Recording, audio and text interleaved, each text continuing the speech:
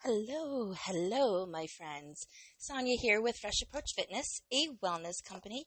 Thank you so much for joining us again. This is May 11th, 2021, and we are on episode number 56. Today we're talking about a successful bedtime or evening, however you want to label it, routine. And the subject of this came up this morning when I woke up exhausted, completely exhausted. And to be perfectly honest, I said to my husband, I said, I'm going to go back to bed and meditate. I don't go back to bed to sleep, but I was going back to meditate. I do like to meditate in the morning.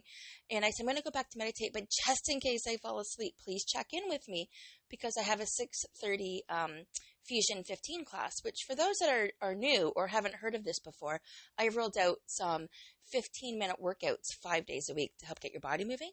So ever since I've rolled this out, it has affected my bedtime routine because I'm not ready to go to bed at night.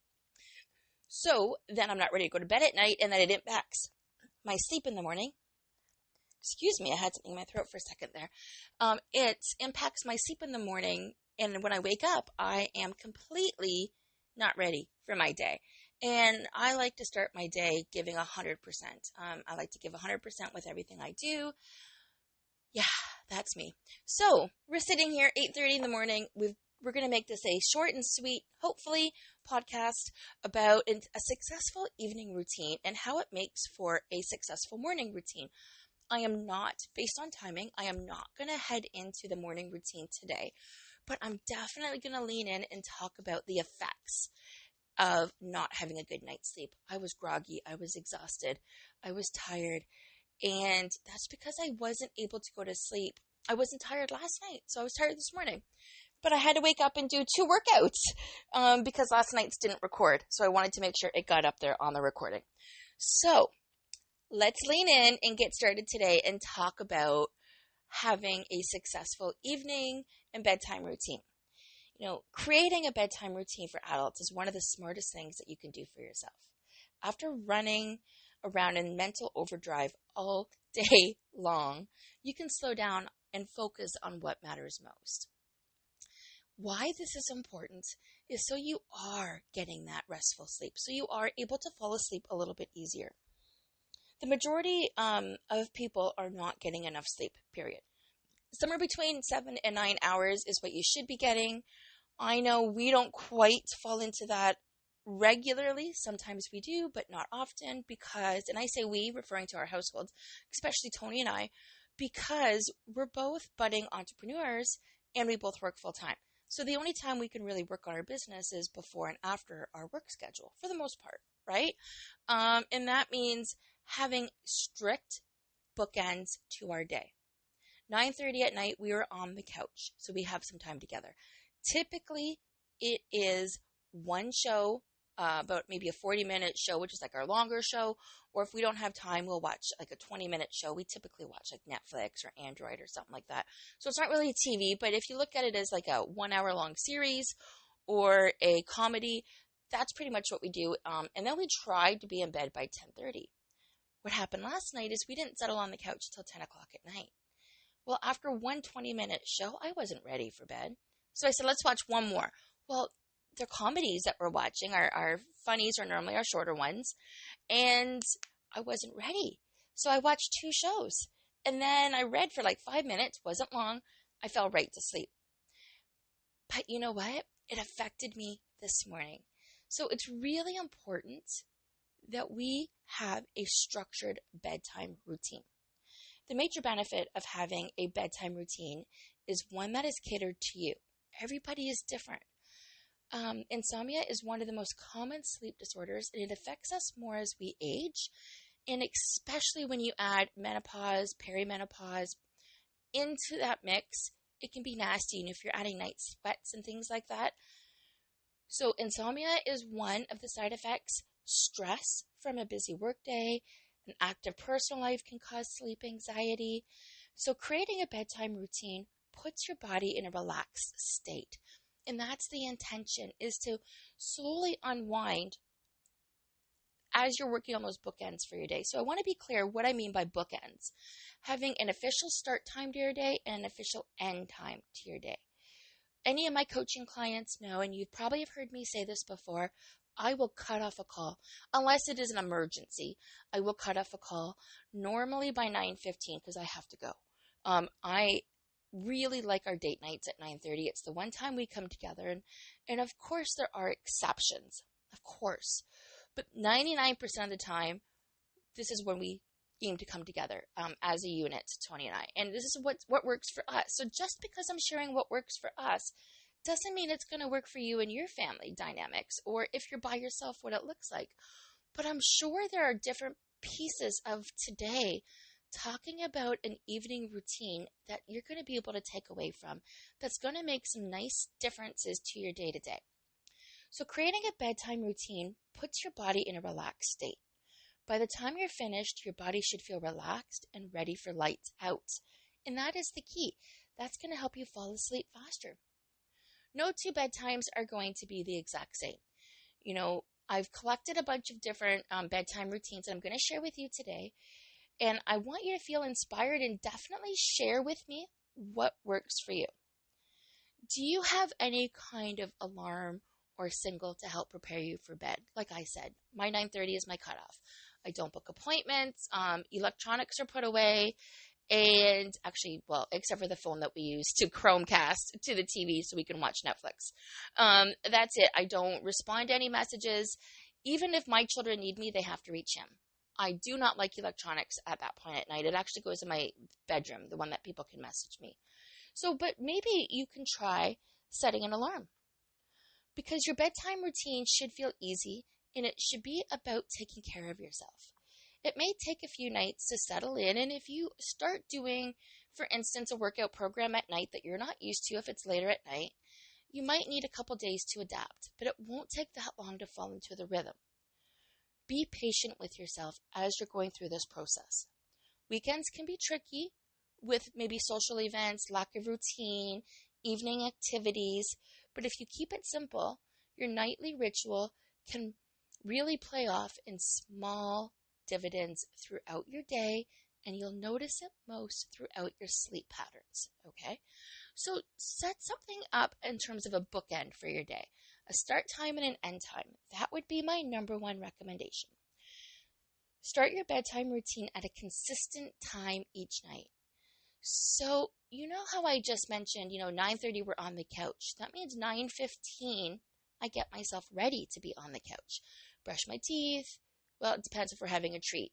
If I don't want a treat, or if it's not a healthy treat, I brush my teeth. That's what I do at 9:15. I brush my teeth at 9:15. So if I have a tea with nothing in it, a herbal tea, and we're going to get into that, we normally have a tea and a treat when we go to sit on the couch together. And I'm trying to make healthier choices. So if I don't want to make a choice at all, I will brush my teeth. And I will make sure for me, it's a herbal tea. He'll have an Earl Grey. I will try to have a herbal bedtime blend of some sort. Chamomile, a bedtime blend is actually what it's called, is the other one that I like. Something to help relax me. And I won't add sugar at all. And I'll just have that. And then I'll put my pajamas on and I'll get comfy on the couch. If I'm there before him, which doesn't always happen, but sometimes it depends on what's going on. Life gets busy, right? And we do have kids. So, and we have other demands on life, but we both try to come together for this. So if I'm on the couch before him, I will flip through a magazine. I will maybe read a little bit of a book while I'm waiting.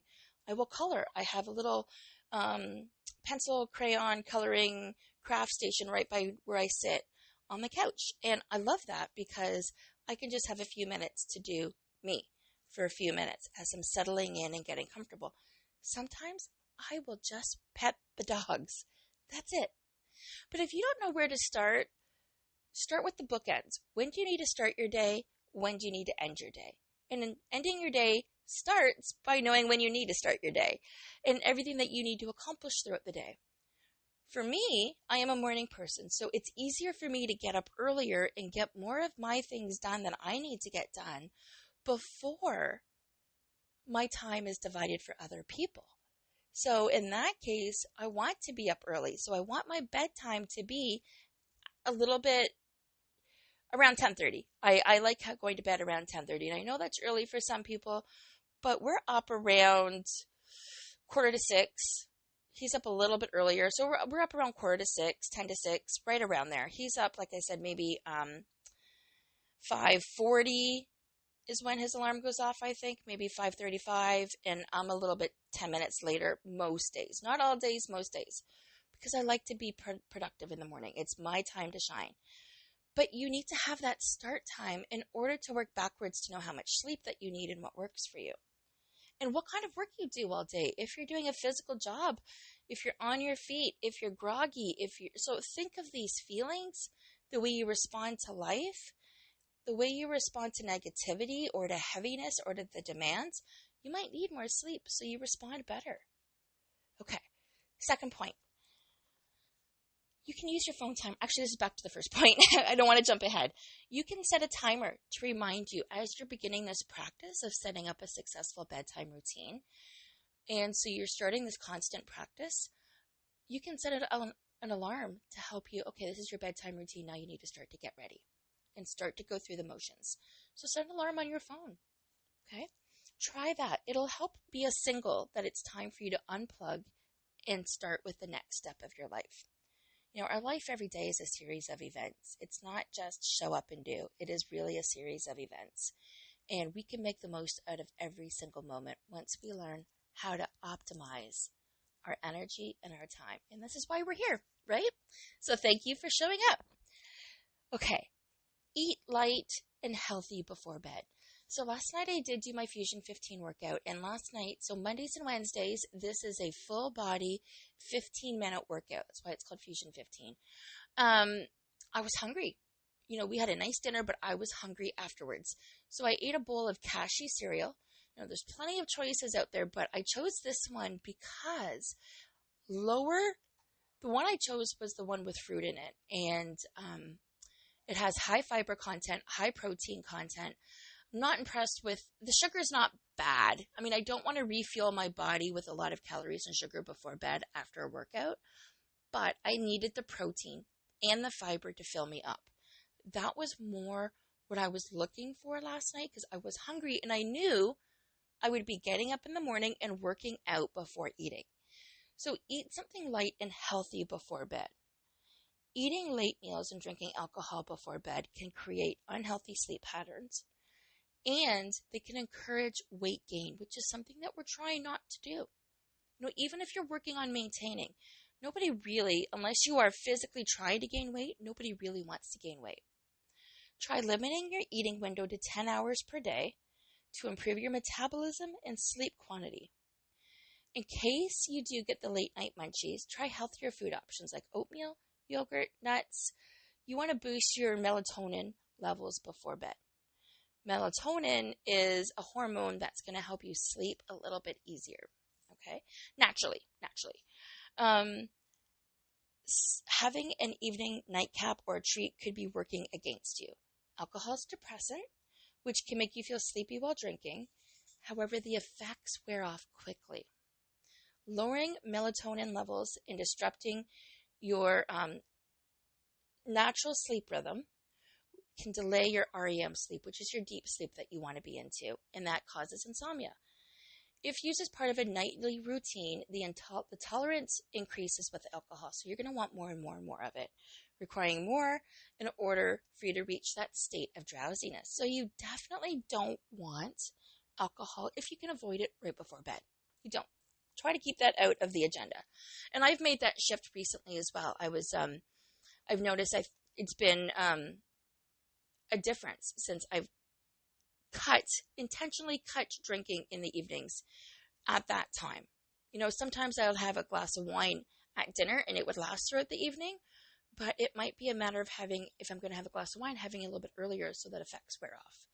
And it's just something I enjoy instead of water. But now I've made a new deal with myself. And for those that have been paying attention recently and been seeing some of my lives or even my TikToks, I've been talking about drinking more water and making sure I'm drinking all of the necessary water I need to be drinking throughout the day. And sometimes every once in a while, I love a bottle of red wine, a glass of red wine. Sometimes a bottle will last me a week. Sometimes it'll last me 3 or 4 days. Sometimes it'll last me 2 days. But lately, I haven't even opened one. And it's made a difference in my sleep patterns. It's made a difference in a few things. So there's nothing wrong with making short-term changes, like moving your alcohol schedule around to maybe the weekend or maybe for special occasions. I don't need it. It wasn't a matter of needing it or not needing it. It was a matter of how does this fit in my lifestyle? Is this part of my big picture plan? Okay, another thing I want to talk about is music. Making a bedtime playlist can help you let go of mental attachments. Music helps you stay in the moment. I don't know if you've ever noticed, but if you're singing a song, you're mindful. You really can't do anything else. You're never in a state of anxiety. Anxiety is worrying about the future. Depression is focusing on the past. When you're listening to music, there's other actions as well, but when you're listening to music, you are in the moment. And we want to be as much in the moment as we possibly can. We really, really do. Because that way we're not letting those other emotions control us. Okay? We are enjoying as much of today as we can. So if you can create a playlist, it's going to make it easier for your bedtime routine. Studies have shown that listening to music can help encourage sleep and improve sleeping quantity. It makes a big difference when it comes to lessening your stress and helping you relax a little bit more. And that's why stress normally is because we're anxious. We're anxious because we're worried about the future, the things we don't know yet, things we can't control. We want to eliminate all of that, especially at bed. Especially at bed. Listening to music, classical music particularly, has been found to help with sleep. But don't feel obligated to listen to classical music or a specific genre. Find what you like, whether it's R&B, country, pop, whatever it is, as long as it helps you with your sleep routine. So I would encourage you to try something different. So I love country music. I love country music. I listen to country music all day while I'm working. So if I'm listening to the same country music at night, it's not going to make me fall asleep, right? It's not, because I love country music. But if I listen to an instrumental version of country music, it makes a big difference. Sometimes I listen to that in the bath when I'm trying to unwind. I'll just put an instrumental version of the current country pop hits that I love, and it makes a big difference. It almost sounds like a lullaby version. As long as it helps you with your sleep routine, it should help you sleep more soundly. Now, I've tried going to bed with different music, like rock music or whatever, in the past, and because I have a passion for listening to music and for loving the stories that are within the songs, I'm not trying to digress here. I'm a storyteller. I have a hard time personally falling asleep because I'm so engaged in the stories that the songs are singing, especially rock music from like the 80s and 90s, where they tell a story. And I think I feel the same way about country. There's a story in every song. I love it. I love that. I'm getting excited. Whew, brace myself. I knew this was going to happen today. When I said a short and sweet podcast, I knew this was going to happen. Okay. So try something different. I cannot go to sleep to music because it motivates me. But I can listen to it if I'm having a bath at night, if it's one of the nights I'm not working, or if I don't have an evening class and I'm choosing to have a bath. I'm sure we're going to lean into this a little bit, but I do try to have a bath once a week and just veg.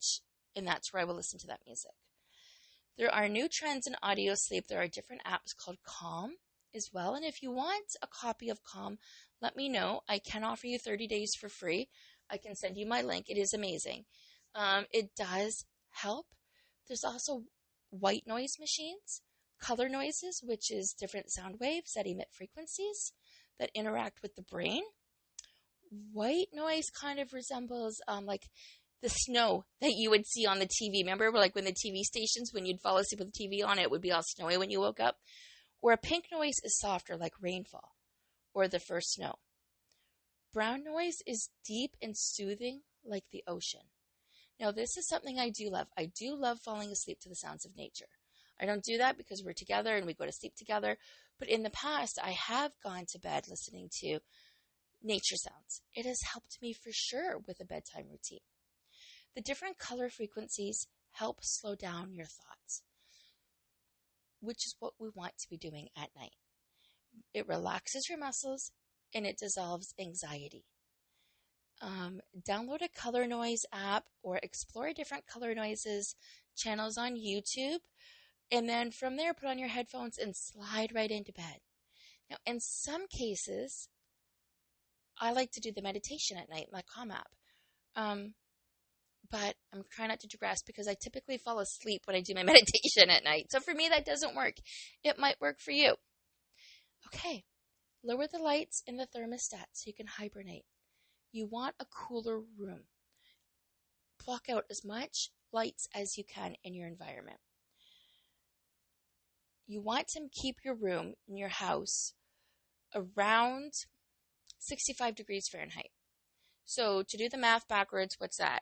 Subtract 30 and divide by 20. So that's 35 divided by 2. You're looking about 17, 18 degrees, right? For Celsius, for anybody that's Canadian listening to these podcasts. I know there's quite a bit of you in here listening to this. In my case, because I feel connected to nature, and this is part of who I am, I like to leave my window open when I'm sleeping. I really, really do. I like to go to bed into a cool bed. It makes a big difference when you're going to sleep. It makes you not too cold, because too cold when you go to bed shivering and you can't break that, it's really hard to fall asleep. But cool. And this is what we're looking at, is we're looking at the coolness. So lowering your thermostat, your body will adapt to the lower room temperature, and it will begin to feel drowsy. Turning off or lowering the lights, the bright lights. I like to cover all bright lights. And if I were to have it my way, there would be no lights on in the bedroom, but we do have a clock in there so he can see the lights that are of the time. And I don't know why you need to see the time when you're sleeping, but I think it's more when you wake up in the middle of the night. I don't. Personally, I am totally okay with a totally black room. I don't need to see what time it is, but these are some of the things that you need to keep in mind if you're living by yourself or if you're living with a partner, and where the differences fall. Sometimes putting a sleep mask over your face will make a big difference if you're trying to compromise. Everybody is different, but you're trying to create a cozy, cool, and dark sleeping space is going to help you get into rhythm and have a proper sleep mode. Having a sound sleep routine will make you look forward to the end of the day, and that is critical. Life is so busy. It is so crazy, and we go in so many different directions. You want to look forward to going to bed, to resting. When we look forward to resting, we do more of it. Okay? Once you've built it into your routine in your life as a consistent habit, you will feel the benefits tenfold. I do this every night that I'm teaching for sure. Wash off your stress in the shower or a bath. So I'd mentioned with my Fusion 15 classes, 2 nights a week, we have classes at 8:30 at night. So we're done by 9 in most cases. And then I get in the shower and have a warmer shower than normal. I try to make it hot because heat makes me sleepy, right? I just said go into a cool room, but physically, heat makes me sleepy, and I wash off all of the stress from the day. So taking a shower or a bath 1 or 2 hours before bed lowers the body's temperature and encourages healthy sleep. So if you can do this 1 or 2 hours before bed, it doesn't matter the temperature. Because I am doing this right before bed, like literally an hour before bed or less, like right around there, I do like to have it a little bit warmer. And it feels really good to wash off the day. In the morning, we're rushed. So showering in the morning is quick, cool, efficient, go, go, go. And find what works for you. Whether it's hot or cold, I'm sharing what works for me. What works for me might not work for you. Some people like to use, especially myself, I like to use a lavender or a very bedtime soothing body wash at night, just as I'm washing the day away, as I'm letting the stress go. And I do like it a little bit warmer at night than I like it in the morning. I've already shared this tip already, so I'm going to share this again quickly. Turn off your electronics before bed. Put them in a different room. Get rid of that blue light. Okay, it's going to make, I keep on saying, okay, I got to step away from this. But screens from TV, smartphones, laptops, especially smartphones and laptops, emit blue lights that stimulate your body's internal clock, keeping you buzzing long after it's time to hibernate for the night. Exposure to high amounts of blue light before bed can lower your melatonin levels, resulting in sleeplessness and delayed REM sleep. Again, REM sleep is a deep sleep that we're trying to achieve. It's recommended to shut off screens 30 to 45 minutes before sleep. When it comes to getting a full night's rest, there is a fine line to walk between sleep and technology. Wait until morning to binge watch Netflix or to check your Instagram. They're not going anywhere. And I do notice a difference when I check my phone to check my timer, to check my alarm, to do this, to do that. I am not at all happy on the times when I lean into my phones and when I check my phone at night. So my new practice is going to be to try to check it beforehand as much as I can. I just wanted to double check last night that my timer was on for this morning, because last week I set the timer for the wrong time and I ended up sleeping through and I was late for my morning class. But it did make a difference because now I was looking at that blue light. Phones, so smartphones, and I find them to be different than TV, but again, find what works for you. Another tip is to reduce your anxiety with a to-do list. Creating a to-do list prevents the mind from worrying about what's going to happen tomorrow. It's like journaling. Okay, so when you write down tomorrow's tasks or anything that you need to do, it's no longer in your mind. It's out. It's done. You've dealt with it. So bedtime writing is a mental dump of information that organizes future responsibilities. So you don't have to hold on to that in your memory bank. There's only so much room in there for information. The more you can put out, the more you can make room for more room. And what happens here is it allows you to release anxiety. When you wake up in the morning, you have an itinerary ready to start your day. So this practice can be done before bed. This practice can be done when you're done your day, before you start your bedtime routine. I could write out my list while I'm waiting on the couch, if I get on the couch before him. It doesn't always happen. But if you're up for more mental cleaning at bedtime, then write a longer chapter in your journal, or do more of an effective to-do list, or bring your schedule or your daily book or your daily playbook, your custom playbook that I am creating. I don't know if you guys know this. Sidebar, 2 seconds. I am working on creating a customized playbook, a journal that you can buy every quarter and you can use as a playbook for your life. I've got it divided up into 3 sections right now. I've been working on it. It is phenomenal. I am fine-tuning it, but the first third of it is your 21 days to a smiling reflection. Resources and materials for you to check off and review throughout your 21 days, which you can come back and revisit throughout the quarter, throughout the months in the quarter. The middle section is your daily schedule, right? It's all about what needs to be done throughout the day, right? So it's every single thing that needs to be done throughout the day. You're writing it down and then you're making an action plan with it. And today you must do, today you must contact, today's date, all of the action items that you need to do. So your middle section of the book is your daily action items. The last third of the book that I'm putting together is the custom part. So the custom part in my book has to do with finances. I've been adding more and more pages to it as I've been working on them, but the custom part to my book right here is because finance as an entrepreneur, it's important to me and it's part of my 3 goals. So this book is divided really into my 3 goals, into my 3 goalposts as to working towards my life: achieve time freedom, balanced energy, and elevated finances. So I am so looking forward to sharing this with you as we get to this point. And if anybody's curious, I would love to show you what my playbook looks like and how I'm working on it and how I am improving it and when it's going to be ready to be launched. It is something that you would use every single day. There is a spot for reflection, for gratitudes, and it's going to help you upgrade and elevate your life. That is the purpose and the intention. Phenomenal. Sidebar, coming back to the story. But it actually is a perfect segue to what I was going to say next. Jot your thoughts down in a journal. So what I just chatted about was your action plan, your to-do list, to help you reduce anxiety so you're not going to bed with a lot of heavy thoughts and emotions. But your next one is to jot down your thoughts in a journal. Do your journaling before bed. Dump everything out. This is good for your mental health by reducing stress. and helping you remember good ideas before sleep. You don't need to write down a novel at night or anything like that, but you can address the thoughts and the emotions that you've been putting off all day long.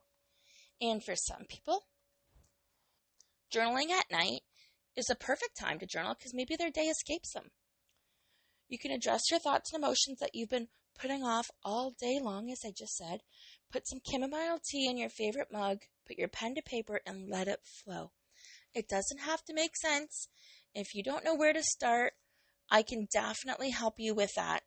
I would just start with your thoughts. No matter what they are, I would just write down your thoughts and go from there. Taking 10 to 15 minutes, you might be surprised by how much you actually accomplish. So relax your muscles at night. You can do this in a couple of different ways. Yoga session, workout, stretches, foam roller, anything like that. But when you do that, it's going to help you ground your mind before bed, which means you're going to decelerate the mind and the body, relieving tension and improving sleep quality. Foam roller, yoga, those are some good ideas that you can implement or try my class. Some of my favorite moves, downward dog, cat cow, child's pose. Those are my favorite because what they do is they're pushing stress out of the hamstrings, the shoulders, and the lower back, where we always keep our stress. Other positions will loosen your muscles that you don't even know were tight. So listen to your bedtime playlist. Focus on breathing and calming yourself. That's exactly part of the evening movements that'll help you. Drink something warm. I've shared some of my favorite teas. Chamomile tea. My husband drinks Earl Grey because herbal tea doesn't really affect him. Not really affect him. Caffeine doesn't keep him up at night. The only reason I drink herbal tea is because, well, there's two reasons. A, I don't want sugar at night. And B, so I don't want sugar at night, and I normally put sugar in my tea, just a little bit, or honey, but something sweet just to sweeten it. And herbal tea counts as a water. Caffeinated tea does not count as a water. So for me, I am trying to watch my water content, which is what we talked about earlier. So that's why I choose a herbal tea at night. Couple more tips for you. I'm going to keep this, we're going to be closing this off soon. Aromatherapy and essential oils. I do use essential oils and aromatherapy every single night before bed. I like it. I put my diffuser on. I do run it all day long. You know, I am with 3 different network marketing companies, and one of them is doTERRA. I love the use of essential oils. Aromatherapy helps with so much because it helps open your senses. Aromatherapy essential oils are used to help with stress management. There's various parts of flowers that are pressed into the oil that gives off soothing fragrances. These oils can be applied to the skin or placed in a diffuser or on your pillow. That's what I do. Sometimes you can spray it. Whatever works. Okay? I said it again. Whatever works for you. Intensive care patients frequently use essential oils as an alternative to sleep medications, but it can be just as easily used for regular bedtime as well. Try putting lavender or cedar in your diffuser before crawling underneath the covers. It might not work for everybody, and especially if you don't like the smell. It's not going to work for you if you don't like the smell. That's okay. It doesn't have to work for you. My suggestion today is to pick and choose what will work for you and to go from there. Find out what works for you. How long should your bedtime routine be? That's a really good question. And we're going to end on this today. Typically 30 to 60 minutes. This will give you enough time to unwind without feeling rushed. The goal is to build consistency, just like anything else. Consistency is where you see success. It'll train your body for sleep and encourage your productivity for the next day. Children who have consistent nighttime routines showed improvement in overall mood. Same thing with adults. So translate that into your bedtime for adults, and you should feel improvements in your mental health and emotional state as well. Creating a bedtime routine can help you unwind and close the day. And once you've relaxed, you're ready for bed. Climb into your comfy mattress with your comfy pillow and doze off into dreamland. I would love to hear how any of this works for you today. I think it's amazing to be able to share different suggestions of what works and what doesn't work for everybody. Everybody is so different. So even if you apply just one of these things, just one, and it makes a difference, good. So our bedtime routine, my bedtime routine effectively starts around 9:15 to 9:30. We're in bed at 10. Okay? I don't do all of these steps. I do most of these steps. I have done most of these steps before, but there's some now I'm going to shift. I color instead of journal most nights. I will flip through a magazine and I won't get excited, but I'll just kind of gaze through it to help me relax. Little things like that. Let me know what works best for you. I love these podcasts. I love the fact that you're listening to them. Feel free to share with your friends and let me know where your biggest success is when it comes to your bedtime routine. Have a great day, my friends.